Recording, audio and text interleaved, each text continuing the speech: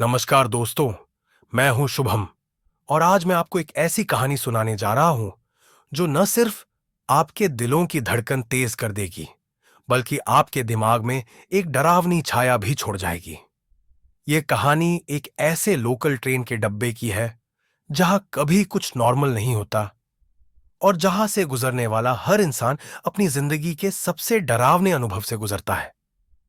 लेकिन इससे पहले कि आप इस कहानी के साथ उस डब्बे में पहुंचें, अगर आपको डर, रहस्य और रोमांच पसंद है तो चैनल को लाइक और सब्सक्राइब करना न भूलें, क्योंकि हम हमेशा आपके लिए ऐसी डरावनी और दिलचस्प कहानियां लाते रहते हैं।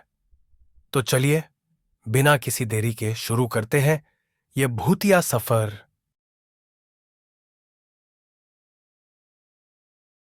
तुषार को आज बारिश की वजह से ऑफिस से निकलने में काफी देर हो गई थी। वैसे तो वो रोज लोकल ट्रेन पकड़कर ही घर जाता था, लेकिन आज तो ऐसा लग रहा था कि शायद आखिरी लोकल भी छूट जाएगी। दौड़ता हुआ प्लेटफॉर्म की फुटओवर ब्रिज की सीढ़ियों से उतर रहा था और उसकी आंखों के सामने से ट्रेन हॉर्न देते हुए आगे बढ़ रही थी। ट्रेन की रफ्तार तेज होने से पहले ही किसी तरह वो आखिरी डिब्बे में चढ़ गया। रोज की जिंदगी की भागदौड़ कभी कभी इतनी भारी हो जाती है कि इंसान बस मशीन बन जाता है। तुषार भी उन्हीं पलों से गुजर रहा था। दरवाजे पर खड़े होकर हांफते हुए उसने गहरी सांस ली, फिर रोज की आदत से जाकर कोने वाली खिड़की के पास बैठ गया। बाहर बारिश हो रही थी। गर्मी में ठंडी हवा और बारिश की बूंदें उसके तन ही नहीं, मन को भी सुकून दे रही थी। रह रहकर बिजली का चमकना और कभी कभी जोर से बादलों का गर्जना, पूरा माहौल अजीब सा लेकिन शांति देने वाला था। ट्रेन पकड़ने के बाद का सुकून बारिश में दौड़ने वाली थकावट से कहीं बेहतर लग रहा था। लेकिन तभी उस शांति में एक झटका सा महसूस हुआ। उसने नजर घुमाई। पूरा डिब्बा खाली पड़ा था, सिर्फ वो और कोई नहीं। आखिरी डिब्बा, और वो भी अकेला। शायद बारिश की वजह से लोग जल्दी निकल गए होंगे, उसने सोचा। कुछ ही देर में उसकी आंख लग गई। ट्रेन एक स्टेशन पर रुकी।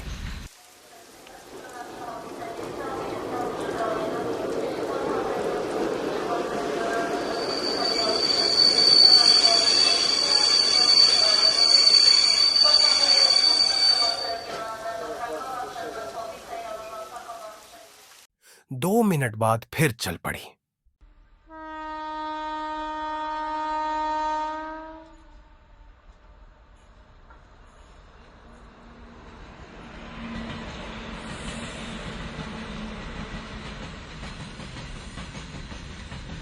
अचानक चलती ट्रेन में उसकी आंख खुली। डिब्बा अब लोगों से खचाखच भरा था।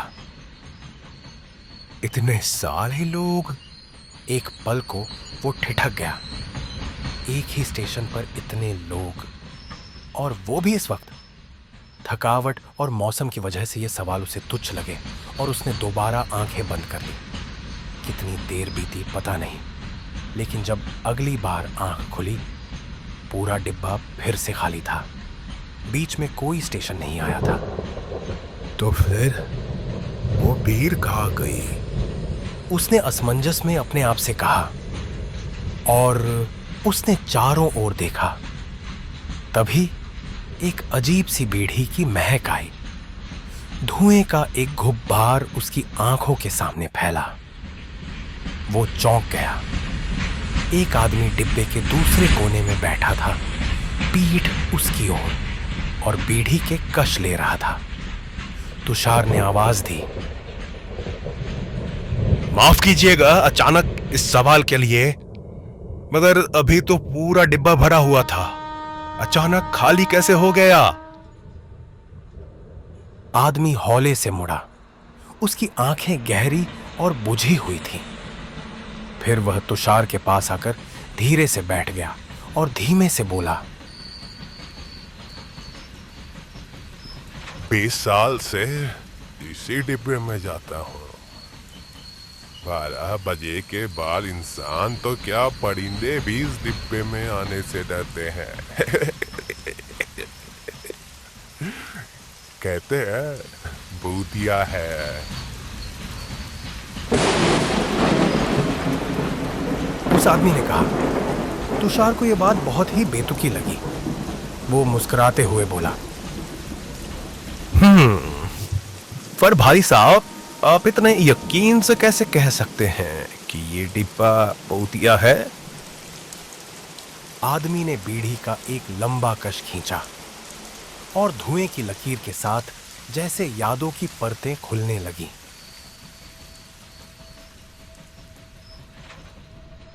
साल भर पहले इसी डिब्बे में उसी स्टेशन से चला था जहां ट्रेन अभी रुकी थी। जो उस रात हुआ मैं आज तक नहीं भूला।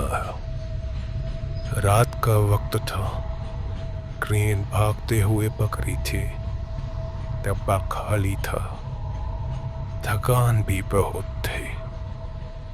मैं सीट पर फैल कर सो गया।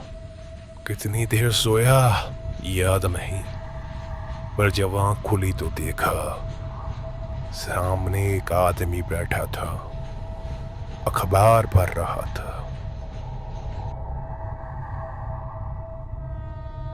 मैंने सोचा कि कौन रात के 1 बजे अखबार पढ़ता है। अजीब लगा, मगर वो बहुत ध्यान से पढ़ रहा था। चेहरा पन्नों के पीछे छुपा हुआ था। मैं बाहर देखने लगा, तभी हल्की सी सरसराहट हुई। मैं मुड़ा और तभी उसने अखबार पलटा और उस पल जो देखा,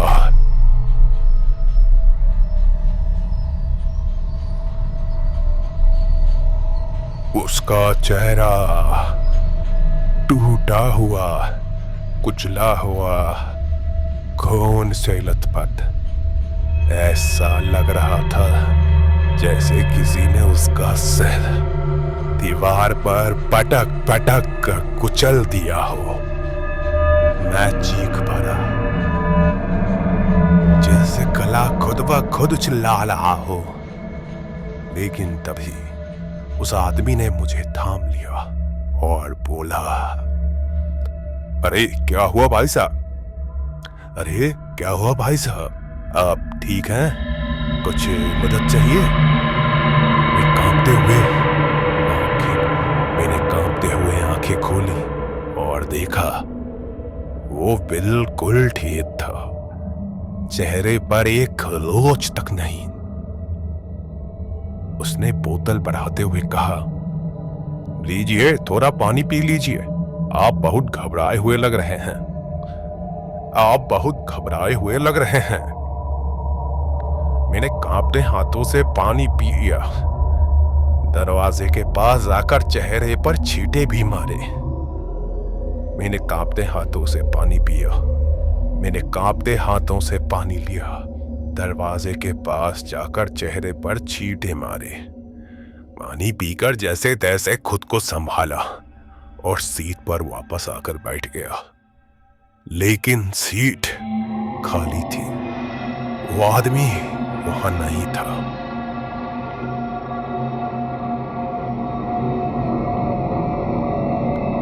मैं घबराकर चिल्लाने ही वाला था कि आवाज आई, अरे भाई साहब, मैं यहां हूं, गेट के पास। मैं डरते हुए उसके पास गया। बोतल लौटाने के लिए हाथ बढ़ाया ही था कि वो आदमी चलती ट्रेन से कूद गया।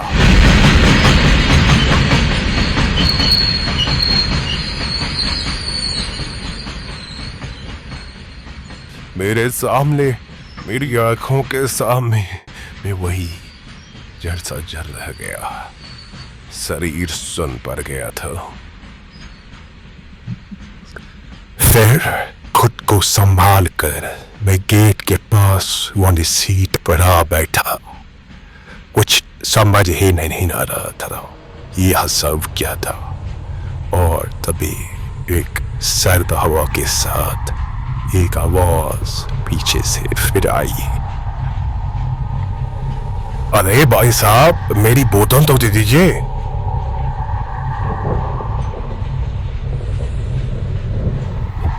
मैं 2 मिनट तक वहीं चढ़ हो गया, हिल तक नहीं पाया। पर जिंदा रहने की इच्छा इंसान से क्या नहीं करवा देती, ये बात मुझे उस दिन समझ आई। मैं एक छलांग सी सीट से उठा और सीधे दरवाजे तक पहुंचा। किस्मत अच्छी थी, स्टेशन हो चुका था। मैं तुरंत ट्रेन से उतर गया और तब तक वहीं खड़ा रहा जब तक ट्रेन मेरी आंखों से ओझल नहीं हो गई। गेट पर वो आदमी अब भी खड़ा था, मुझे घूरता हुआ, मुस्कुराता हुआ।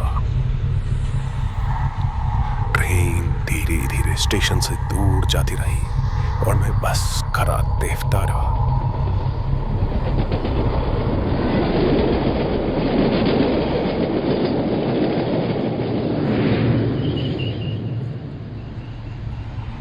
दिल अब भी दहक नहीं रहा था, कांप रहा था। उस दिन के बाद मैंने कसम खा ली, मैं कभी इस डब्बे में नहीं चढ़ूंगा। लोग कहते रहे, अरे डब्बा भूतिया भूतिया, कुछ नहीं होता, चढ़ जाओ, कुछ नहीं होगा। पर मैं जानता था और ये बात 4 दिन पहले दोबारा साबित हो गई। मैं ट्रेन में बैठा था, थका हुआ, आंखें बंद होने लगी। बंद रोकना चाह रहा था मगर नींद ने जैसे खींच लिया। शायद मैं सोया नहीं, बेहोश हो गया। 15 मिनट बाद अचानक झटके से आंख खुली और सामने एक आदमी फिर से खबर पड़ता हुआ, ठीक वैसे ही जैसे 1 साल पहले देखा था। मेरा बदन सिहर उठा, चेहरे पर सर्द हवाओं का एहसास दौड़ गया। ये वही है, मन ने कहा, और जैसे मेरी मौत सामने खड़ी हो। मैं चीख पड़ा, लेकिन गेट के पास जाने के अलावा कोई चारा नहीं था। मैं लड़खड़ाते हुए गेट की ओर भागा। तभी वो आदमी अखबार मोड़ते हुए मेरे पास आया और बोला, अरे भाई साहब, सब ठीक तो है ना? आप बहुत घबराए हुए लग रहे हैं, ये लीजिए, थोड़ा पानी पी लीजिए। मैंने झट से हाथ झटक दिया। नहीं नहीं, आप दूर रहिए, मुझे आपके पानी या सहानुभूति की कोई जरूरत नहीं है, बस आप दूर रहिए मुझसे। वो आदमी जो अभी तक एकदम ठीक था, वो अचानक ही बोल उठा, बेवकूफ, ये तेरी मदद करना चाहता है। इतना सब कुछ अपनी आंखों के सामने देखकर और सुनकर मैं रोने ही वाला था कि फिर उसने कहा, डर डर लग रहा है तुझे? डर लग रहा है ना? डर तो तुझे अब दिखाता हूं मैं। और इतना कहकर वह आदमी अपने सर के बाल नोचने लगा। उसके बाद वह सिर को गेट के पास लोहे की पोल पर मारता गया जब तक कि आंखें सूजकर छोटी नहीं हो गई। और फिर छलांग लगाकर वह ट्रेन से कूद गया और बाहर खंबे से टकराकर उसकी चीखें मेरे कानों में आई, जो भी गूंज रही है।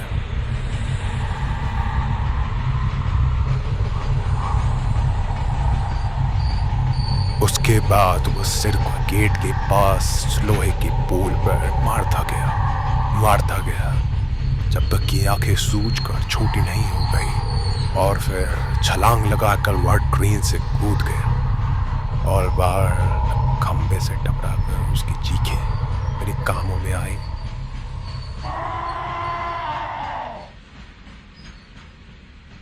जो भी गूंज रही है।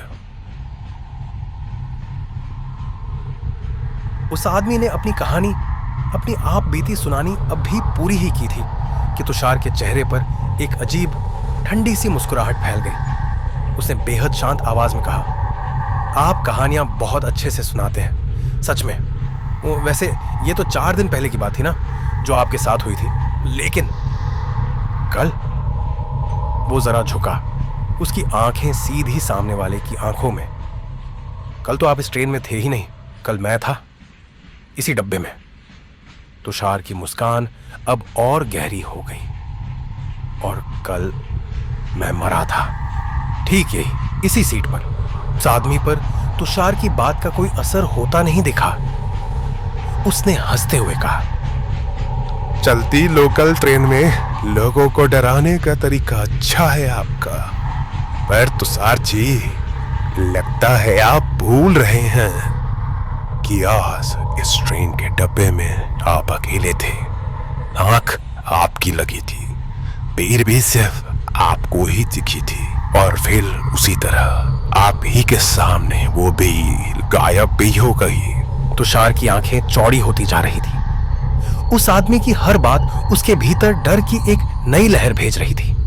वो जैसे मिट्टी का पुतला बन गया था। सामने बैठा आदमी बीड़ी पीते हुए मुस्कुरा रहा था और तुषार बस उसे देखे जा रहा था। उसकी यह जगती हुई बेहोशी तब टूटी जब एक दूसरी ट्रेन हॉर्न बजाते हुए गड़गड़ाहट के साथ बगल वाली पटरी से गुजर गई।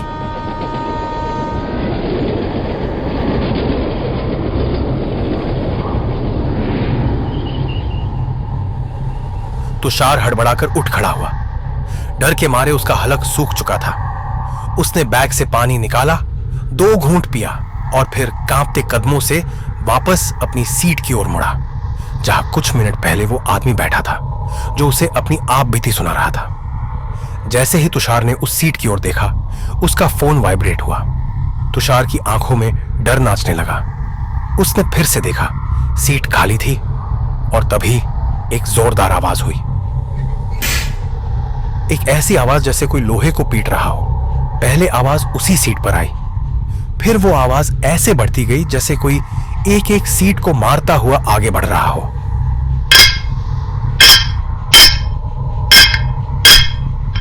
तुषार के पैर जैसे ट्रेन के फर्श से चिपक गए। उसने गेट के पास लोहे की रेलिंग को कस के पकड़ लिया। वो जो भी था अब बहुत नजदीक आ चुका था। तुषार कुछ देख नहीं पा रहा था और अगले ही पल जैसे किसी ने उसे उठाकर पटका। उसका दम घुटने लगा, सांस नहीं आ रही थी। हाथ पैर मारते हुए वह छूटने की कोशिश कर रहा था। उसका तड़पता बदन ट्रेन के भीतर था, लेकिन गर्दन और सिर बाहर। कानों में सिर्फ तेज हवा की भयंकर सीटी गूंज रही थी।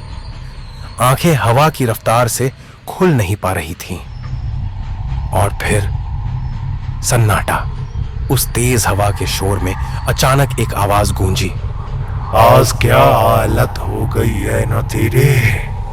कितना शौक था तुझे बिजनेसमैन कहलाने का।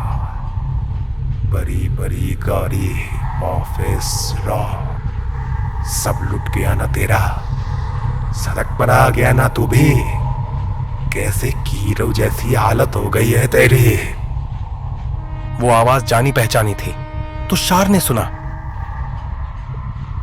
मेरा पूरा बिजनेस तुम चारों ने आरोप लिया था, मुझे सड़क पर ला दिया था, और फिर मैंने इस लोकल ट्रेन से कूदकर जान दी थी।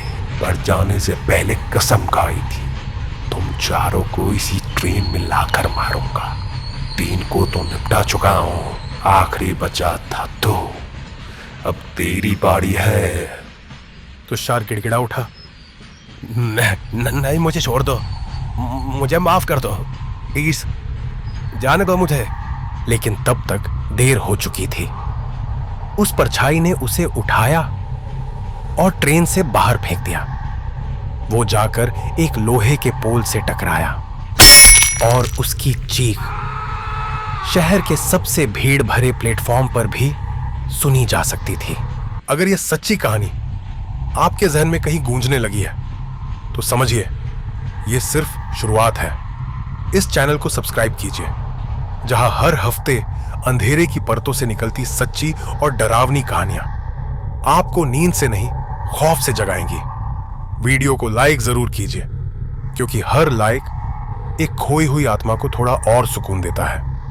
और कमेंट करना मत भूलिए, वरना अगली कहानी आपकी भी हो सकती है।